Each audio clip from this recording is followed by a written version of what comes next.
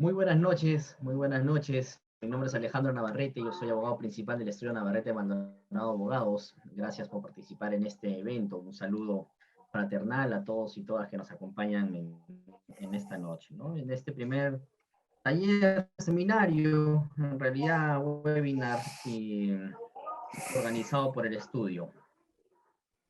A ver, el día de hoy vamos a conversar un poco sobre el tratamiento jurídico de los trabajadores de dirección y confianza.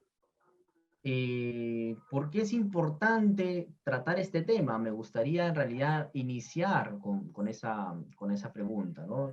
Es importante tratar o identificar los puestos de trabajadores de dirección y confianza en el marco de toda organización para poder adoptar estrategias que se ajusten a la gestión laboral que puedan realizar o deban realizar cada una de las organizaciones, ¿no? De hecho, el tratamiento jurídico de los trabajadores de dirección y confianza es algo bastante especial y diferenciado que los trabajadores comunes o de carrera. Y por lo tanto es importante que como líderes en toda organización justamente puedan saber cuál es el tratamiento de estos trabajadores y la relevancia de poder identificarlos adecuadamente con las formalidades que ello finalmente representa. Bien. El día de hoy vamos a conversar sobre todo de estos ejes, ¿no? La definición de lo que es un trabajador de dirección y confianza, las formas de acceso, las formalidades para la calificación, el periodo de prueba, los efectos de retiro de confianza, el cuestionamiento también ante otras formas de cese y culminaremos con algunas preguntas claves. De hecho, también al final de este evento, pues tendrán la posibilidad de realizar algunas preguntas, si es posible y les surgen algunas dudas a lo largo del evento, pueden bien dejar sus preguntas en la caja de comentarios, en el chat específicamente, que con gusto las absolveremos durante o al final de este evento. Sin más que decirles, vamos a comenzar entonces con el primer tema, ¿no? O el primer tópico a tratar el día de hoy. El artículo 42 de la Ley de Productividad y Competitividad Laboral, cuyo texto único ordenado ha sido aprobado con el Decreto Supremo 00397-TR, es el que define a los trabajadores de dirección y confianza. En adelante, cuando nos vamos a referir a esta norma, nos vamos a referir a ella únicamente como ley de productividad. Y hay una clara diferencia entre trabajadores de dirección y confianza, ¿no? En principio, los trabajadores de dirección son aquellos llamados en realidad a liderar y a suplir dentro de la organización a los trabajadores, o mejor dicho, al empleador, ¿no? Es decir, los trabajadores de dirección están llamados dentro de toda organización como líderes a suplir a los empleadores en el tratamiento de la gestión laboral. Y para ello, el artículo 42 de la Ley de Productividad justamente ha contemplado una serie de requisitos que deben de ser observados para poder calificar a un puesto de esta manera. En principio, ha definido a los trabajadores de dirección como aquellos que ejercen la representación general del empleador frente a otros trabajadores o terceros, o que también sustituye al empleador o que comparte con éste las funciones de administración y control. Pero además también se ha precisado que esos trabajadores de dirección tendrán pues un rol tan relevante dentro de la organización en la medida que su actividad y el grado de responsabilidad justamente dependerá de ellos en resultado de la actividad empresarial. Y que claro, a partir de las disposiciones que los trabajadores de dirección realicen en el marco de la organización y de su propio equipo de trabajo, es que precisamente se van a conseguir o lograr los objetivos empresariales. Comúnmente en los usos de recursos humanos se suele calificar a los trabajadores de dirección, aquellos que ocupan las gerencias de primera línea, ¿no? Llámese el gerente general, los gerentes de recursos humanos, los gerentes administrativos, ¿no? Están llamados justamente a liderar un área en. De hecho, justamente eso se alinea con el criterio o con el concepto en sí de trabajadores de dirección en la medida que estarán ejerciendo una representación del empleador frente a terceros precisamente con el uso de la facultad directriz. Recordemos que por la existencia de un contrato de trabajo, el empleador justamente tiene el poder de dirección, ¿no? La posibilidad de ejercer un control sobre el trabajador y poder regular la forma en la que éste deba de prestar el servicio. Ok, ese poder de dirección es trasladado justamente al personal de dirección, quien podrá ejercerlo en representación del empleador frente a los trabajadores que tenga a su cargo. En cuanto a los trabajadores de confianza, el propio artículo 42 de la Ley de Productividad nos contempla dos características o requisitos. La primera característica es que estos trabajadores de confianza deban elaborar en contacto directo y personal con el personal de dirección, ¿sí? De manera que tiene que haber una jerarquía inmediata entre el personal de confianza con aquellos trabajadores de dirección o directamente con el empleado. Y la segunda característica, ciertamente, es algo optativo. O bien, tengo acceso a secretos industriales, comerciales o profesionales y en general a toda información de carácter reservado, o bien, mis informes u opiniones son presentados al personal de dirección y contribuyen a la toma de decisiones empresariales. De hecho, en la casación laboral 5453-2003 de la libertad, que es una casación bastante ilustrativa para poder identificar adecuadamente estas características o requisitos del personal de confianza, reconoce que esos son requisitos copulativos. ¿Ya? Dentro de, para una adecuada calificación, es preciso que se tengan que identificar, primero, que se cumpla esta primera característica, que hay un contacto personal y directo con el personal de dirección, y solamente aprobada esta característica es que ya se va a analizar la segunda característica, ¿no? Pero dentro de la segunda característica, claro, hay una opción. O bien tengo acceso a estos secretos o información reservada, o bien coadyuvo a la toma de decisiones empresariales, ¿no? Y bueno, la Corte Suprema justamente ha sido clara y enfática al precisar. Pero es necesario también entender qué tipo de información o qué tipo de característica resulta necesaria para poder adoptar una concepción clara de los requisitos que contempla el puesto de confianza. Cuando hablamos de la primera característica, esto es que tenga un contacto directo con el empleador o el personal de dirección, la Corte Suprema ha sido enfática al momento de precisar de que esto se refiere a la jerarquía inmediata del empleador de confianza respecto al empleador o de su representante, el personal de dirección en sí.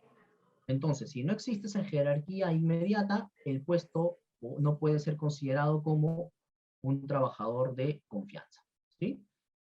De hecho, ocurre en diversas organizaciones que, por ejemplo, una gerencia se encuentra debidamente calificada como un personal de dirección y luego, debajo de esta, una jefatura también se encuentra calificada como un personal de confianza, no obstante, la que se encuentra debajo de esta, erróneamente la califican como un puesto de confianza. Y eso no es correcto, por más de que se trate de una jefatura, ¿no? ¿Por qué? Porque la dependencia de esta jefatura, que está en este nivel subalterno, en realidad no es directamente del personal de dirección, sino del personal de confianza.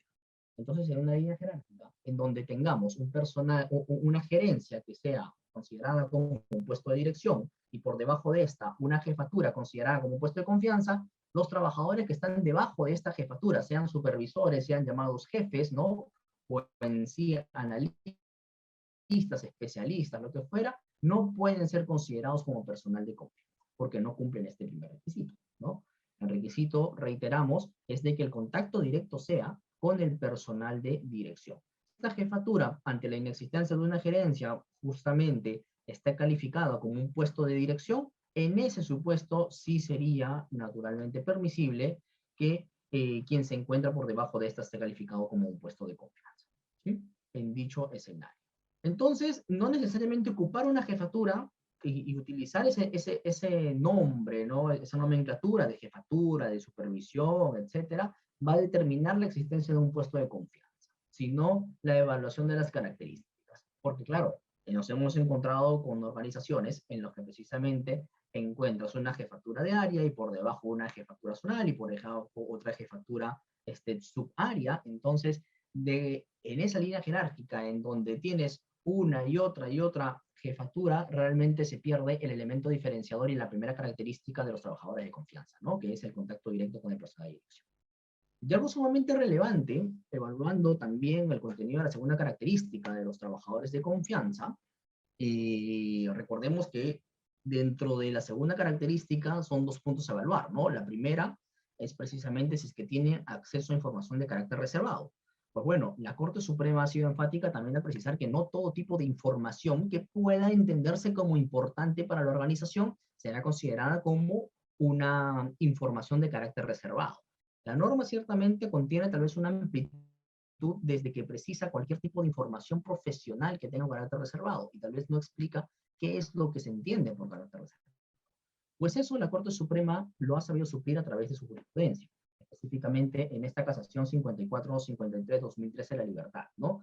Y ahí es donde precisamente no se estableció que se entiende que tiene acceso a información de carácter reservado a aquellas personas que tengan acceso a información de asuntos industriales, comerciales, profesionales o de otros similares que tengan un conocimiento o un acceso restringido en la medida, y atención a esto porque es bastante importante, en la medida que forman parte de las estrategias estructurales implementadas por las empresas y entidades para su subsistencia en el mercado, la prestación adecuada de los servicios que brindan a sus usuarios o aquella información relacionada con el ciclo económico de los bienes que comercializan en el mercado.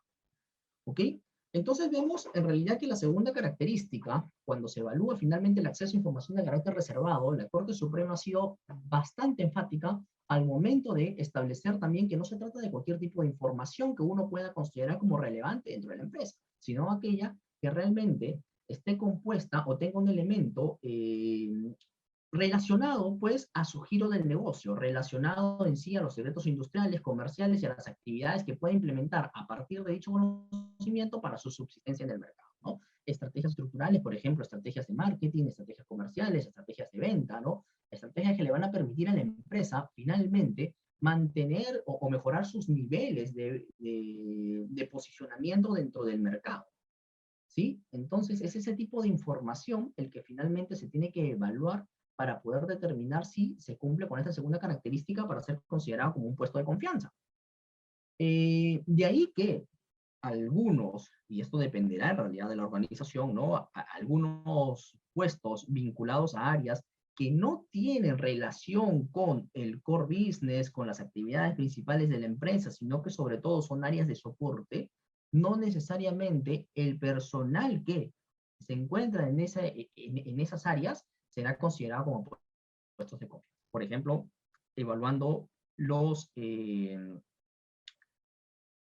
la información o el tipo de información que maneja finalmente las áreas de recursos humanos, ¿no? Por poner un ejemplo. Se discute bastante si las áreas de recursos humanos y los trabajadores, sobre todo, que laboran en estas áreas, así sean considerados como líderes, puedan ser considerados como trabajadores de confianza. De hecho, lo que ha dicho el Tribunal Constitucional en su debida oportunidad es que los administradores de planillas, por ejemplo, los administradores de nóminas, no son considerados como trabajadores de confianza. ¿Por qué? Porque precisamente no tienen acceso a este tipo de información, ¿no? Esta información de carácter reservado que se vincule entonces con el giro principal del negocio, ¿no? Y que le permita naturalmente, o que pueda la filtración de esta información afectar de alguna manera el posicionamiento en el mercado de parte de la organización.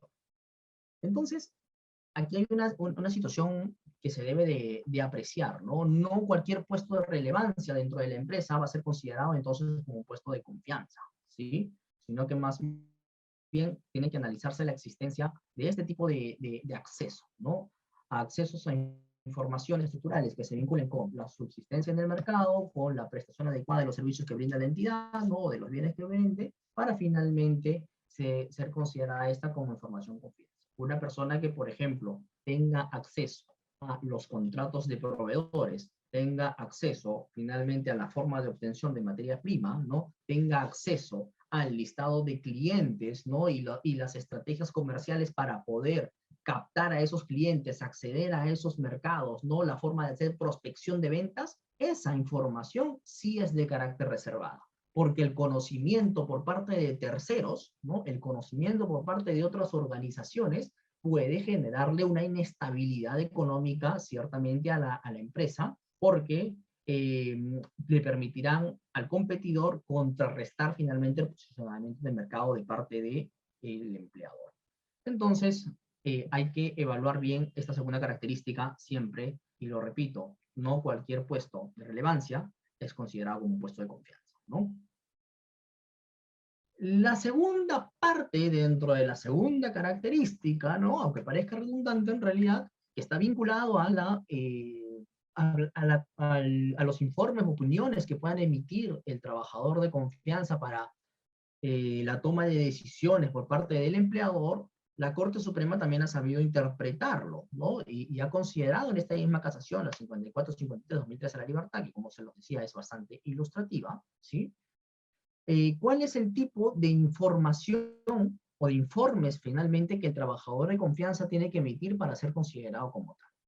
Y ahí ha precisado la Corte Suprema lo siguiente, ¿no? Que se deberá tomar en cuenta el tipo de información generada y proporcionada por el trabajador, la cual deberá tener relación directa con el giro del negocio de la empresa, pues en función a dicha información procesada, el empleador se encontrará en posibilidad de adoptar una decisión con aptitud a trascender en el desarrollo del negocio o actividades que desarrolla en el mercado o la comunidad, descartándose de esa manera el procesamiento mecánico de información que carezca de un análisis sustantivo.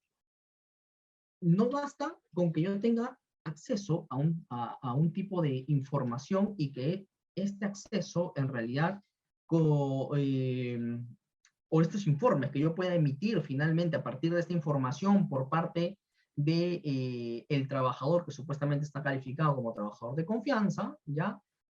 Se vincule o no con el giro del negocio. ¿A qué voy? ¿O qué vamos?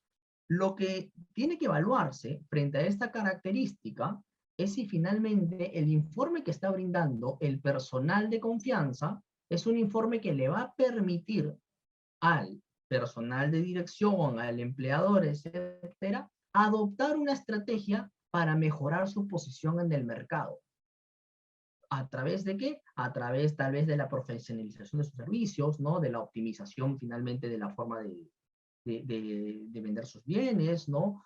En sí, ese tipo de información que le va a permitir adoptar esas estrategias para mejorar su posición en el mercado al empleador es finalmente el tipo de información que de acuerdo a la Corte Suprema se debe tomar en consideración para la evaluación de esta segunda característica. ¿Okay? Se descarta entonces cualquier tipo de información que sea simplemente mecánica. Necesitamos que el informe tenga algún análisis y tenga propuestas que puedan o no ser implementadas con el empleador con la mira de precisamente trascender en el mercado, ¿no? Trascender en el negocio. Eso también nos lo ha precisado la Corte Suprema. ¿Mm?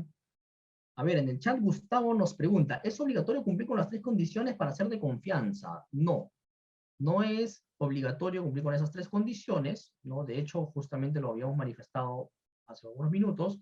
La idea es cumplir con la primera característica, el contrato directo con el personal de dirección o el empleador, y una segunda característica que bien puede ser una u otra, ¿no? Es decir, el acceso a información reservada o en todo caso el soporte, ayuda en la toma de decisiones empresariales, ¿no? Esta emisión de informes o opiniones para la toma de decisiones.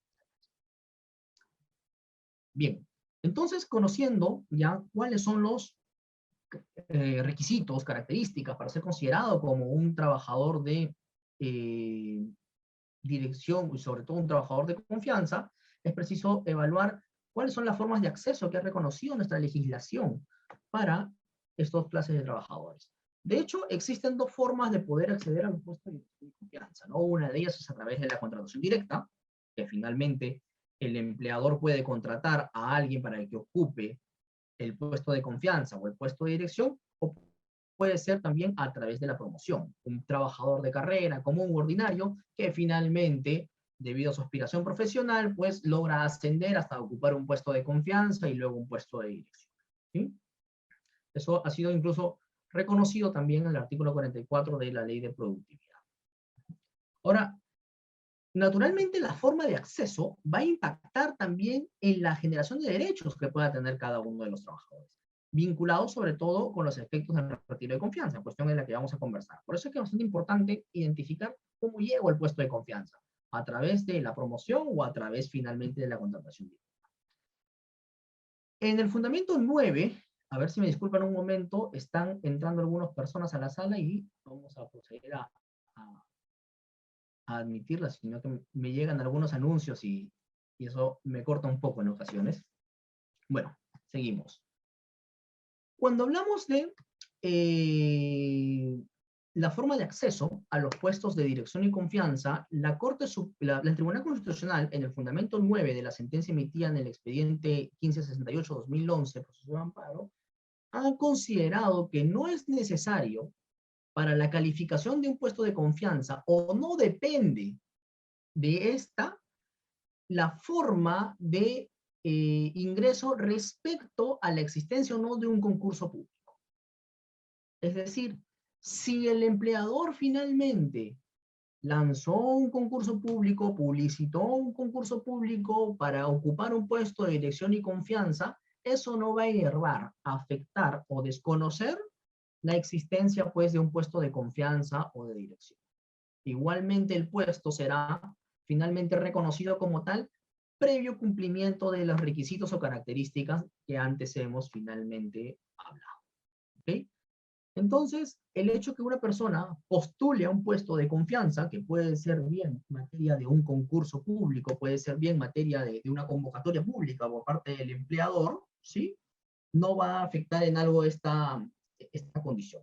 De manera que no es necesario, o la evaluación respecto a este punto, que si ingresé al puesto de confianza a partir del concurso público, a partir de una convocatoria, no resulta relevante entonces para la determinación de esta calificación. ¿Sí? Y hay que tener en cuenta también que, especialmente en aquellos casos de trabajadores promocionados, debe entenderse que la designación en cargos de confianza siempre será considerada como una designación de carácter temporal. Esa designación de carácter temporal, ¿por qué? Porque va a depender estrictamente de la confianza. La persona que ocupa un puesto de confianza debe de saber en realidad que la dependencia o su estabilidad estará finalmente ligada entonces a esta confianza. Por eso es que el Tribunal Constitucional, en la sentencia que pueden ver en la lámina, la 1042-2007, proceso de amparo, justamente ha reconocido que el cargo de confianza, o la designación a este cargo de confianza, precisamente es una asignación de carácter temporal. Bien. Disculpen, se saltaron las diapositivas.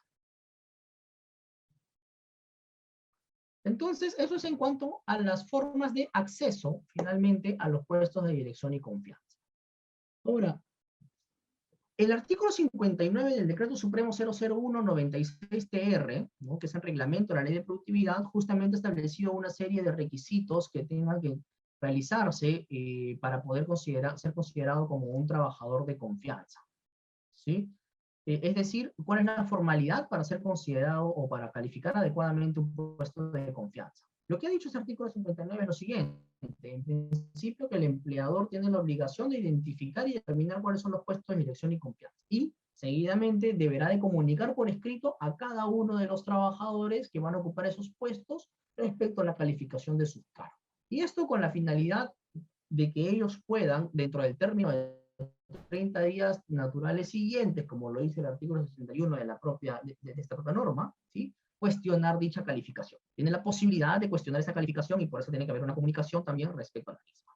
Y por último, la formalidad también exigida por ese artículo 59 es que se deba de consignar la calidad de trabajador de dirección y confianza en el libro de planillas y de las boletas de pago. ¿Qué pasa si es que no se cumple con esta formalidad? Bueno, lo que va a ocurrir es de que debemos de aplicar la consecuencia establecida en el artículo 60 de este decreto supremo. ¿Cuál es? La de presumir que el puesto no está calificado como uno de dirección y confianza. Y finalmente, el empleador que invoque la existencia de ese puesto tenga que probar el cumplimiento de los requisitos para el puesto. Claro, el hecho de que finalmente no lo haya identificado, no haya cumplido con esta formalidad, no va a afectar la naturaleza del puesto de dirección de confianza. Puedo no haber citado en las boletas de pago que es un puesto de dirección de confianza, pero evaluando finalmente el cumplimiento de los requisitos, puedo lograr determinar que en efecto se trataba de un puesto de dirección de confianza. Ahora, el asunto es que dentro de un proceso judicial o dentro de un procedimiento inspectivo, el empleador va a tener la carga de probar finalmente que el trabajador se encontraba ocupando un puesto de confianza, lo cual, de alguna manera, puede ser en determinados escenarios algo complejo. Hay un mecanismo de facilidad probatoria de cara a una inspección y de cara a un proceso judicial si es que califico adecuadamente los puestos de dirección y confianza. ¿Por qué? Y cumplo con la formalidad del artículo 59. ¿Sí? ¿Por qué? Porque en ese caso ya dentro del proceso o el procedimiento inspectivo será finalmente la carga del trabajador de acreditar que él no ocupaba un puesto de dirección de confianza, ¿no? Por eso es que la recomendación, para efectos de aligerar finalmente los pesos que puedan haber en la probanza de este hecho dentro de un procedimiento expectivo o dentro de un proceso judicial, involucran cumplir con las formalidades de ese artículo 59 para poder finalmente aligerar, como les decía, esa carga probatoria. De hecho, en esta casación, la 6782-2012 de Junín, justamente se ratifica el hecho de que haber omitido la calificación de los puestos de dirección de confianza en los términos establecidos en el artículo 59 del Decreto Supremo 001-27R no enerva de alguna manera la calificación real o la verdadera naturaleza del puesto de dirección de confianza, precisamente por el hecho de que importa más lo que ha sucedido en el terreno de los hechos, ¿no? Y de cumplirse con estas características, requisitos del personal de confianza o de dirección, entonces esta deberá ser tomada como cierta. Recordemos que, y ya entrando a otro tópico respecto a la aplicación del periodo de prueba, recordemos que todo trabajador tiene un periodo de prueba legal de 3 meses, ¿no? En el caso de los trabajadores de confianza, este periodo puede ser ampliado a 6 meses y en el caso del personal de dirección puede ser ampliado a 12 meses, ¿sí?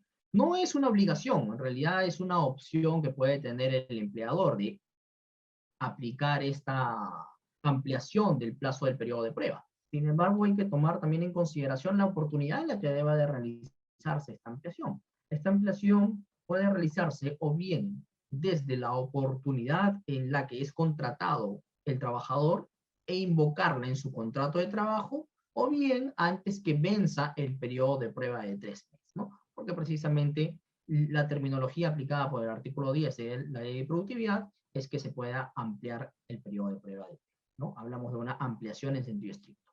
Entonces, ¿cuál es el efecto en sí de haber ampliado el periodo de prueba? Recordemos que el trabajador, y todo trabajador, solamente va a tener derecho a la protección frente al despido arbitrario mientras que supere el periodo de prueba. Si no supera el periodo de prueba, entonces, o se encuentra durante este periodo de prueba, entonces no tiene protección frente al despido arbitrario. Implica que durante el periodo de prueba el el empleador podría bien invocar el término de la relación laboral como consecuencia de no haber superado el periodo de prueba y esto no traer mayores repercusiones de cara finalmente a la estabilidad o algún reclamo vinculado pues a algún supuesto despido arbitrario, ¿sí? Cuestión entonces relevante también poder identificar aquí los puestos de confianza y dirección precisamente para poder determinar cuál es el periodo de prueba que resultaría aplicable y tener en consideración las consecuencias de este puesto, de la terminación por periodo de prueba, ¿no? Muy bien. Ahora, la Corte Suprema, en el séptimo Pleno Jurisdiccional Supremo en materia laboral y previsional, ha precisado también cuáles son los efectos del retiro de confianza. Y eso es algo que les estaba comentando también al inicio, porque resulta relevante en realidad poder identificar adecuadamente los puestos de dirección y confianza y la forma de acceso, ¿no? La forma de acceso a estos puestos de dirección y confianza. Bueno, las formas de acceso a los puestos de dirección y confianza resulta relevante de cara finalmente a los efectos del retiro de confianza que pueda aplicar el empleador. En este pleno jurisdiccional, la Corte Suprema justamente ha ratificado una postura que ya venía y viene después de esto, invocando en diversa jurisprudencia, ¿no? Y es considerar que los trabajadores de confianza y dirección que ingresaron directamente a ocupar este puesto, ¿sí? Que fueron contratados directamente para ocuparlo, no tienen derecho al pago de una indemnización por despido. Años atrás, el Tribunal Constitucional ya había definido que el personal de dirección y confianza no tiene derecho a la reposición, ¿no? Pero en este caso, la Corte Suprema justamente ha ampliado esa desprotección, vamos a decirlo, ¿no? A incluso el pago de una indemnización por despido. Para el Tribunal Constitucional, en su momento, se había considerado que estos trabajadores no tienen derecho a la reposición, pero sí a la indemnización por arbitrario. Para la Corte Suprema, por el contrario, más bien no tienen derecho ni a la reposición, ni tampoco a la indemnización por despido arbitrario, ¿sí? En el caso de los trabajadores que ingresaron directamente a ocupar un puesto de dirección. Sin embargo, en el caso de los trabajadores promocionados, ¿no? Aquellos trabajadores que ingresaron directamente a un puesto común y luego fueron ascendiendo hasta ocupar un puesto de confianza o un puesto de dirección, sí es preciso evaluar algunas protecciones especiales que puedan. El efecto de retiro de confianza va a implicar que estos trabajadores retornen a su puesto de origen, es decir, dejen de ocupar el puesto de dirección o confianza y más bien retornen a realizar las labores del puesto común que le antecedía, ¿no? Si era un analista, puesto común, y fue ascendido a jefe, y luego le retiran la confianza como jefe, la idea es que este trabajador retorne entonces al puesto de analista, ¿sí? Y en ese supuesto, entonces, el trabajador tiene un par de opciones como garantía también a una tutela en relación al retiro de confianza que se le ha generado, ¿no? Y es la siguiente. Lo que ocurre es que el trabajador en ese escenario podría optar por no reincorporarse a su puesto antiguo. Podría optar por decir, no, ¿sabes qué? Yo no quiero retornar a mi puesto de analista. En ese supuesto, entonces, el empleador estará obligado al pago de una indemnización por despido arbitrario, ¿sí? Eso implicará también, naturalmente, que ante la negativa del trabajador de retornar o reincorporarse a su antiguo puesto de trabajo, pues el vínculo laboral se deba de resolver y, consecuentemente, se materialice el pago de esta indemnización, ¿sí? Pero también la Corte Suprema ha dejado otra lista en este punto. Y ha considerado que incluso el empleador podría impedir que el trabajador cual corresponderá el pago de la indemnización por despido. Esta lectura, en realidad, que nos ha brindado la Corte Suprema en el artículo 7 del pleno jurisdiccional antes mencionado, ¿no? Es una lectura bastante especial porque implicaría, entre líneas, que el trabajador de confianza no tenga derecho a la reposición cuando se encuentra debidamente promocionado, ¿no? Sino solamente al pago de una indemnización por despido arbitrario. Incluso si se le retira en algún momento la confianza y el propio empleador le dice, ¿sabes qué? En este momento ya tu vínculo laboral se va a resolver, ¿no? Y pretende resolver el vínculo laboral en aquella oportunidad, entonces la opción, lo ha dicho la Corte Suprema en este pleno, ¿no? No es que el trabajador pueda solicitar una reincorporación ni al puesto de confianza ni al puesto anterior, sino más bien la de pedir el pago de la indemnización por despido arbitrario, porque el empleador no tiene, digamos, o mejor dicho, el empleador ha decidido que ya no se reincorpore incluso a su puesto. Esto genera algunos reparos en realidad, ¿no? Porque recordemos también y lo decía justamente, o lo dice justamente la ley de productividad, en la promoción de trabajadores, ¿no? De aquellos trabajadores de puesto común, ordinario, que pasan a ocupar un puesto de confianza o de dirección, no cabe el abuso de derechos ni la aplicación del fraude de la ley. Y en ese contexto, si un empleador asciende a un trabajador a un puesto de confianza con la finalidad de después retirarle la confianza e impedirle que retorne a su puesto antiguo y solamente pagarle la indemnización por despido arbitrario, implicaría contravenir esta regla respecto a evitar el fraude y la arbitrariedad respecto a la designación de puestos de confianza o dirección, que lo contempla expresamente la ley de productividad, ¿no? Entonces, digamos que por aquí debe de haber algunos matices de interpretación o lectura de cara a lo que ha dicho la Corte Suprema, porque en realidad esta postura emitida por la Corte Suprema es una postura que ciertamente ha generado algunos reparos, ¿no?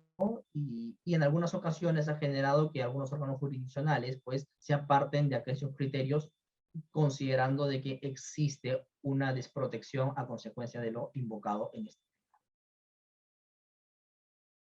Bien, y hay una serie de cuestiones que apoyan esta situación. En principio, que el pleno jurisdiccional mencionado no es vinculante, no tiene un carácter vinculante, tiene un carácter ciertamente orientador para que los órganos jurisdiccionales lo puedan seguir, porque de hecho la Corte Suprema lo ha precisado, el máximo órgano jurisdiccional y como tal los demás órganos judiciales que se encuentran por debajo de este, pues se puedan ver orientados a seguir dicha pauta, ¿no? Pero ciertamente no es o no tiene un carácter vinculante.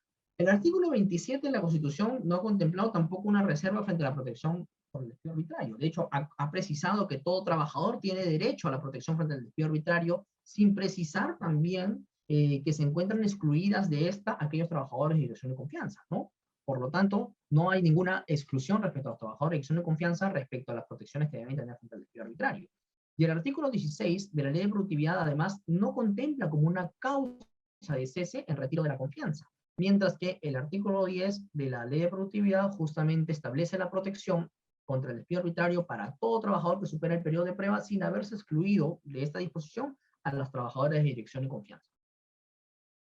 Entonces, las reglas anotadas por la Corte Suprema en el pleno mencionado, en realidad consideramos que no deben de ser vistas de manera estricta y que más bien las organizaciones deberían de, al momento de practicar alguna acción de desvinculación respecto a los trabajadores de dirección de confianza, una serie de medidas para poder asumir o finalmente reducir las contingencias que se puedan asumir consecuencias, ¿no?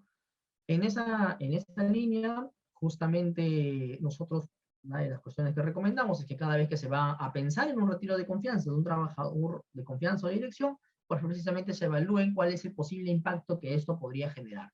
Porque si bien tenemos un pleno que indica que no tienen derecho a la indemnización por despido arbitrario, y para el caso de los trabajadores promocionados incluso no tendrían derecho ni a la reposición al puesto anterior, ¿no? Ciertamente ese pleno puede verse en cuestión por las cuestiones aquí mencionadas. Por lo tanto, no consideramos que sea algo cerrado respecto a que los trabajadores de dirección de confianza no tengan derecho a la reposición. No, vemos que no. Que más bien es una cuestión ciertamente debatible y por lo tanto es una cuestión a tenerla en cuenta al momento de aplicar nuestras estrategias.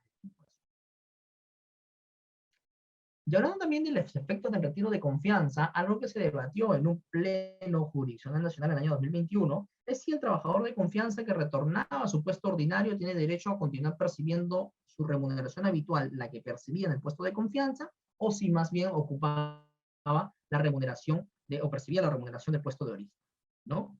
Y es que claro, muchos trabajadores que son promocionados se les retira la confianza y retornan a su puesto de analista. A ver, si yo era un analista que fui promocionado a un puesto de confianza y luego me retiraron la confianza y tengo que retornar al puesto de analista, ¿qué remuneración se le debe de aplicar? Bueno, según el pleno, el trabajador de confianza que retorna a su puesto ordinario no tiene derecho a seguir percibiendo la remuneración del puesto de confianza, sino más bien la remuneración del puesto ordinario al cual está retornando.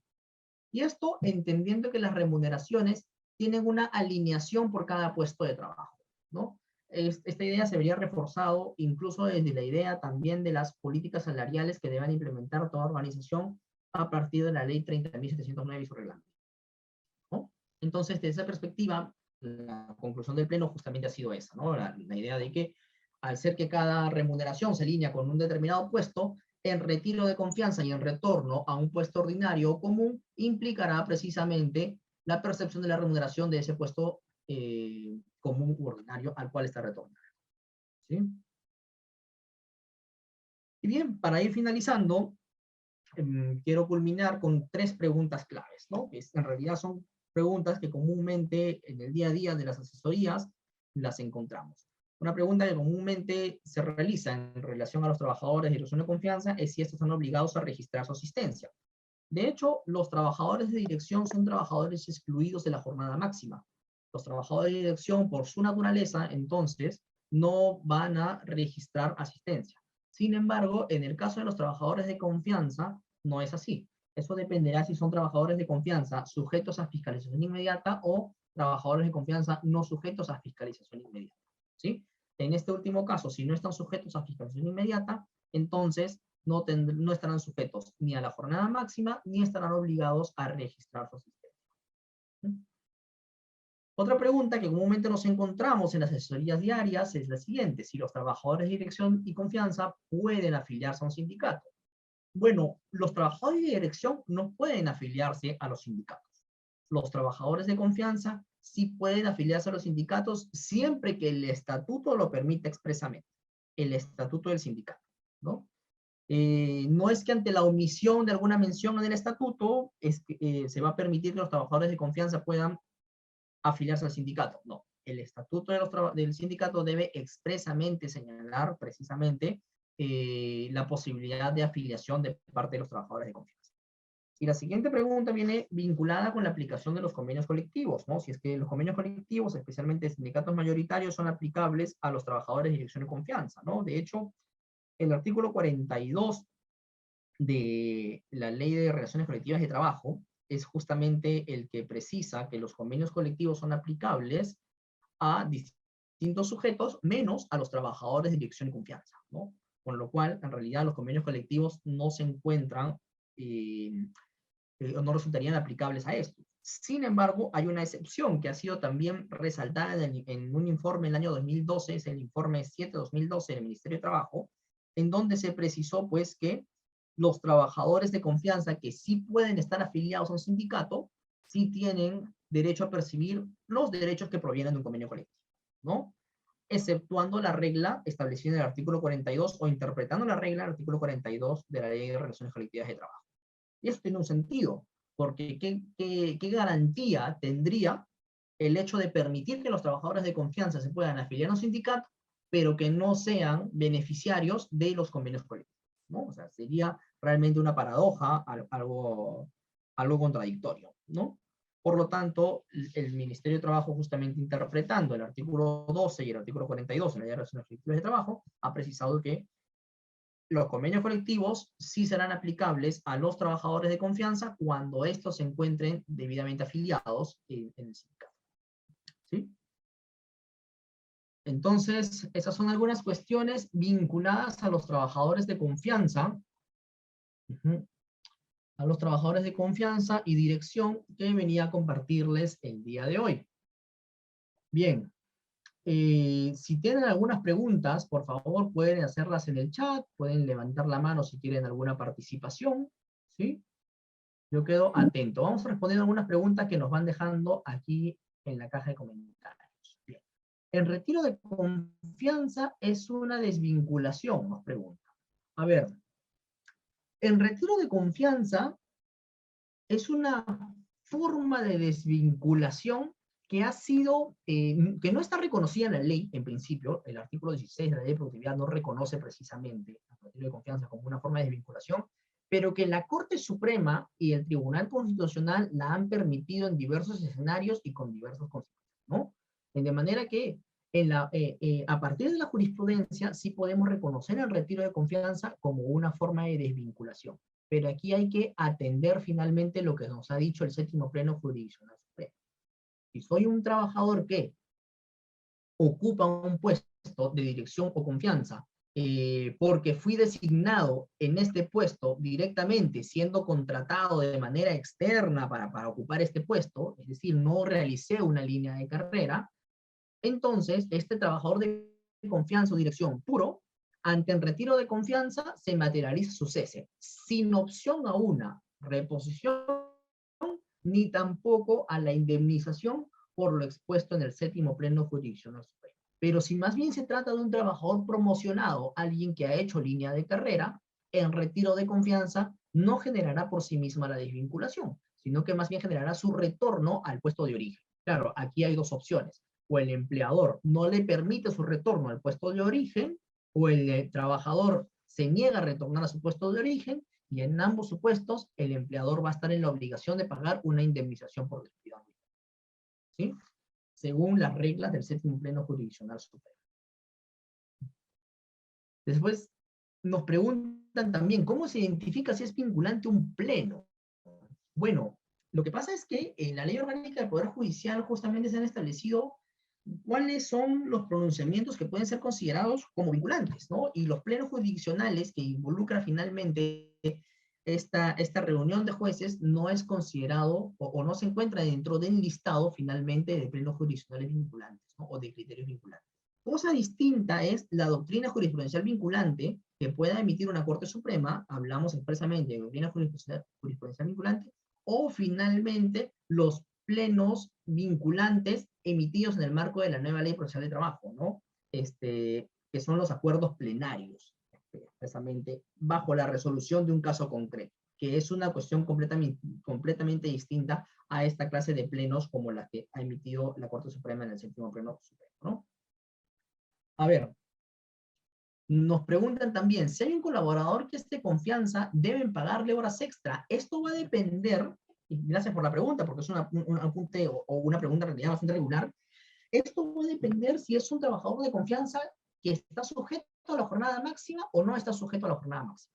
Recordemos que dentro de los trabajadores de confianza pueden haber dos clases de trabajadores de confianza, ¿no? Trabajadores de confianza eh, que se encuentran sujetos a fiscalización inmediata y por ende sujetos a jornada máxima, como aquellos trabajadores de confianza que no están sujetos a la jornada máxima porque no están sujetos a una fiscalización inmediata. ¿Ok? En el supuesto de aquellos trabajadores que están exonerados de la jornada máxima porque no se les fiscaliza, entonces en ese caso ya a ellos no se les debe de pagar horas extra. Porque claro, no tienen un horario o una jornada con la cual estén vinculados. Pero aquellos trabajadores de confianza que no son fiscalizables, aquellos trabajadores que de alguna manera se les ha exonerado de la jornada máxima, como en cualquier trabajador, sea un puesto común, sea un puesto de confianza, no tienen derecho al pago de horas extra. ¿Sí?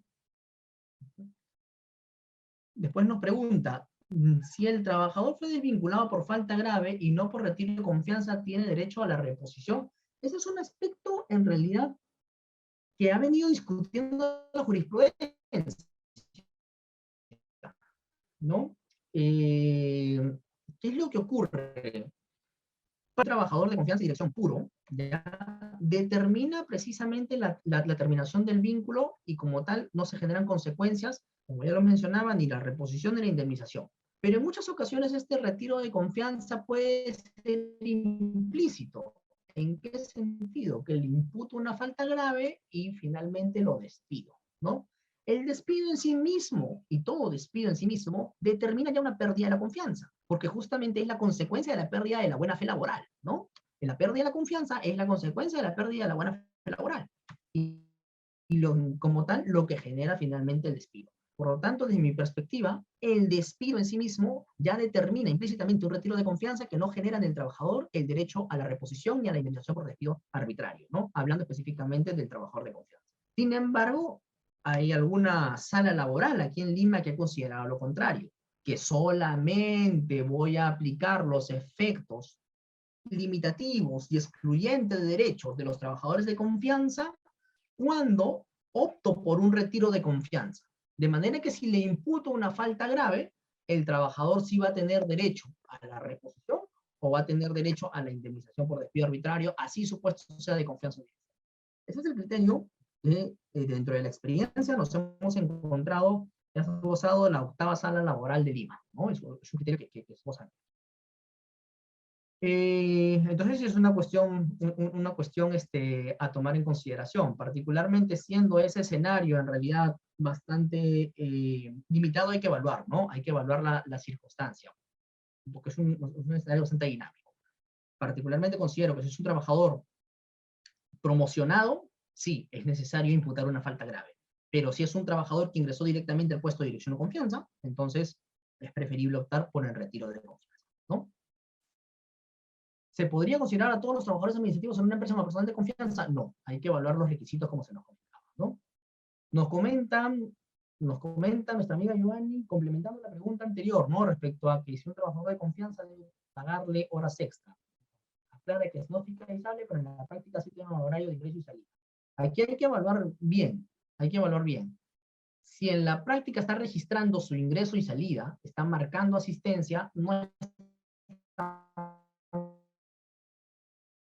estamos hablando expresamente de un trabajador no sujeto a fiscalización. En la realidad podría entenderse que esa calificación es finalmente errónea.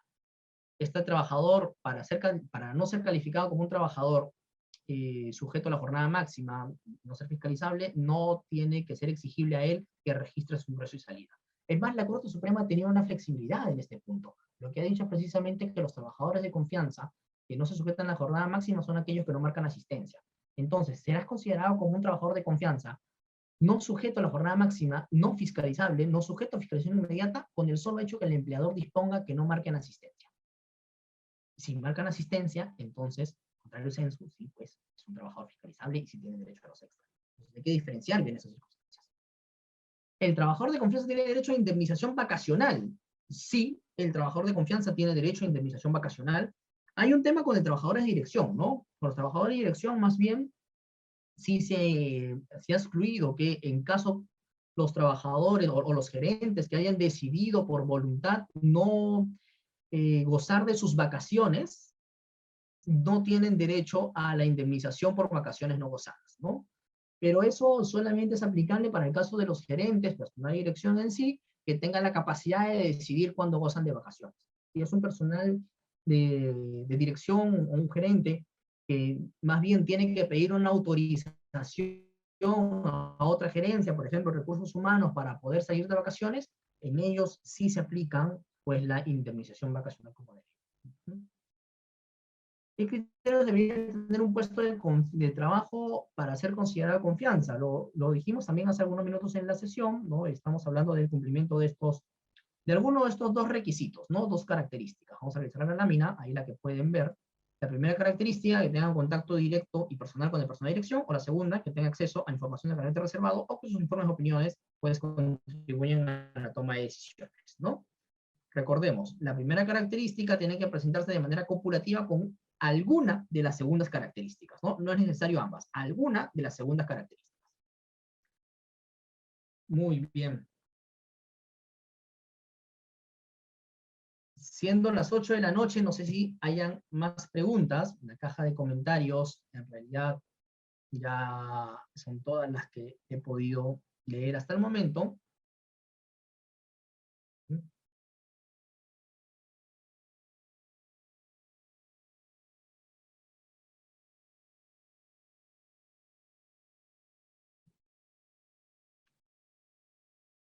Muy bien, no habiendo más preguntas, en realidad, muchas gracias por la participación de todos y todas, en realidad, en esta primera sesión que hemos tenido durante este año. De hecho, se vienen más eventos también de esta índole en los próximos meses, ¿no? A cargo del estudio Navarrete Maldonado Abogados. Y bueno, sin más que decirles, en realidad les agradezco por la dinámica del día de hoy y sobre todo la contribución, la enorme contribución que han tenido el día de hoy durante el evento. Bien, muchas gracias. Hasta luego.